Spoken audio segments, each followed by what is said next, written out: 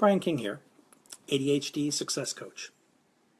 One of the things that I run into, and I notice that it's something that is very common in parents that have kids with ADHD, Asperger's, or some other learning challenge. One of the reasons they don't reach out and ask for my help, the help of a support group, or anybody else who might be able to guide them is guilt. They feel bad about their situation. They feel their child is the only one. They feel that they're the only ones having this level of difficulties with their child. And one of the things they feel the strongest amount of guilt over is how they were with their child before their child was diagnosed. I've had some of these conversations recently with parents that say, I feel so bad, I feel so guilty, I didn't know. If I'd known, I would have done better. I feel so bad about how many times I yelled, I should have been more patient. Or I feel bad about all those timeouts for things that my child couldn't control. If I would have known, I would have done better. And there's a whole lot of woulds, shoulds, coulds, this belief from parents that somehow they should have had some kind of a crystal ball and known that there was actually something else going on with their child, that this wasn't just bad behavior. And parents can spend a lot of time reviewing every decision they made that was based on a lack of information, something that frankly wasn't on their radar, that nobody really pointed out to them. So they were parenting their child as though their child were behaving by choice. And the amount of guilt that a parent feels can be very paralyzing. Because again, and I can't emphasize this enough, the more you feel that you're a bad person, that you made bad choices, that you're a bad parent, the harder it is going to be for you to talk about these things that, I will tell you, are more common than you realize. Because when it comes to parents that were impatient, that doled out a lot of punishment, a lot of timeouts, did a lot of yelling, that group of parents also includes me. Because I didn't come to know everything I know about Asperger's and ADHD until my son was diagnosed. That's when I dug in.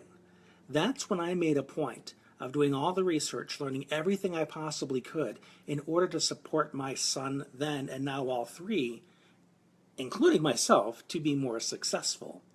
So there was that time when I was the parent who didn't know anything, who thought that my child was just being a brat, that my child was just acting out to get attention, that my child was choosing this. I had the same beliefs, I had the same misunderstandings, I did a lot of the same stuff. But when it comes to our tendency to should all over ourselves, I should have known better. I should have done better.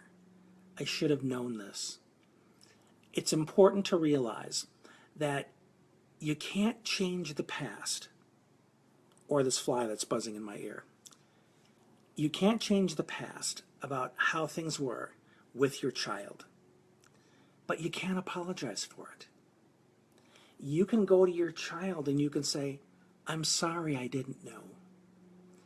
You can forgive yourself for doing the things that you believe were hurtful. And then you can promise your child and yourself that from now on, you'll do better together. Because you can't raise a child with shoulds, woulds, and coulds, right? I think we've established that. But you can raise a child with cans, musts, and wills. I can do better. I must do better, and I will do better because I have new information. So instead of being guilty and punishing yourself, once you've gone through the forgiveness process and the apology, give yourself credit for being open enough to new information and new strategies. Give yourself credit for being teachable and flexible enough to try some new things on, because there are a lot of parents, and I've met them, that hang on to their egos and their belief that they're right about things and their child is wrong and their child just needs to change, and man, does that family suffer. But that's not you. You and I have conversations because you made a decision that the current state of things wasn't as good as it was going to get. That you knew you needed to learn your child better. That you finally got, whether it's a diagnosis from a professional or whether you just realized for yourself, my child is unique. My child learns in a unique way. My child is an individual, and I need to raise my child according to the individual that he or she is, as opposed to trying to raise them according to the norm or what everybody else is doing. So think about this. This is very, very important in terms of allowing you to embrace the humanity of being a parent of a special needs child, the humanity that involves us making countless errors before we know better, before we know that our child has a unique wiring that makes him navigate this world in a very special way. And until we learn what that way is, how can we be expected to guide this child effectively? Especially when we find out that the apple doesn't fall far from the tree and we are just as quirky as our child is. That makes the adventure even more fun. So please take this to heart. Think about it. Because it's a really important hurdle to get over. And once I got over it and was able to say, before I knew better, I made a lot of mistakes. But once I knew better, I did better. And that's going to be your path as well. So if this has been helpful, please comment below. Let me know what it is you think. If you want to ask me any specific questions, feel free to send me a private message. I'm happy to support you. That's why I'm here.